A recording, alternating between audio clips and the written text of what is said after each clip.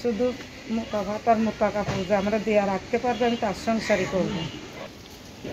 ধর বয়স বেশি হলেও সমস্যা নাই, যে আমরা 2 বেলা খাওয়াইতে পারবে, ভাত কাপড় দিতে পারবে, সেইরকম মনের মানুষ আমি একটা চাই। বয়স আর কারো হোক দুঃখ নেই, বউ বাচ্চা থাকে। বউ বাচ্চা থাকলে। দর্শক আসসালামু আলাইকুম। দর্শক আপনাদের প্রীতীয় শুভেচ্ছা জানিয়ে শুরু করছে আমাদের আজকের প্রতিবেদন।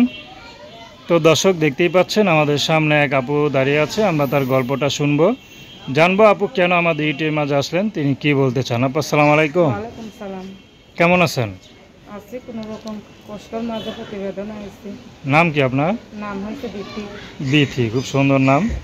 তো বিথি আপু কি কষ্টে আছেন বলেন। কি কষ্ট আছে যে প্রতিবেদনে আইছি, মনের মতন একটা মানুষ পাইব, সুখ দুঃখে পাশে থাকবো, হেল্প সহযোগিতা করবে। বয়স্ক মা আছে, ছোট একটা বোন আছে, এই ভাই আছে, আর কেউ নাই। মানুষের আচ্ছা। বাড়ি কাম করি, সেলাই মেশিনটা ছিল নষ্ট হয়ে গেছে। বিয়ে শাদী হয় নাই? বিয়া শাদী হয়েছিল, একটা মাতাল দিত নিয়ে চলে আইছি, ভাত কাপড় দিত না। বাচ্চা কাচ্চা আছে? বাচ্চা কাচ্চা নাই। কয়দিন সংসার করছিলেন?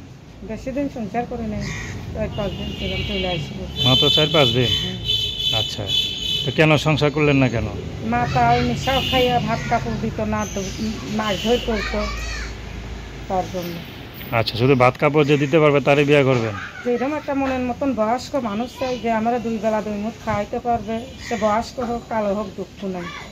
সে যদি রিক্সা চালায়? সে রিক্সা চালিয়ে, সে যদি আমরা 2 বেলা 2 মুঠ খাইতে পারে, তো নামাজ পড়তে পারে, নামাজ পড়া খাইতে পারে, সেরকম একটা মনের মতন মানুষ চাই। আচ্ছা, বর্তমানে কি করেন আপনি? এখন সেলাই মেশিন ছিল, বললাম না নষ্ট হয়ে গেছে, এখন মানুষের বাড়ি কাম করি। আচ্ছা, তো এখন আপনার সাথে কীভাবে যোগাযোগ করবে? মোবাইল নাম্বার আছে, নাম্বারে কথা বলবো। নাম্বারে ফোন দিলে আপনাকে পাওয়া যাবে? হ্যাঁ। আপনার নাম কি বললেন? বিথি। তো দর্শক আপনারা বিথি আবুর কষ্টের কথা শুনলেন, তো তার সাথে যোগাযোগ করতে চান তো তার নাম্বারটা হচ্ছে 013383555370। আমি নাম্বারটা আবারও বলছি, 013383555370। তো দর্শক, প্রেম ভালোবাসা, সাহায্য সহযোগিতা, বিয়ে শাদী করা একান্ত আপনাদের ব্যক্তিগত ব্যাপার। আসুন আমরা 5 ওয়াক্ত নামাজ পড়ি, সর্বদা দেশের সেবা করি।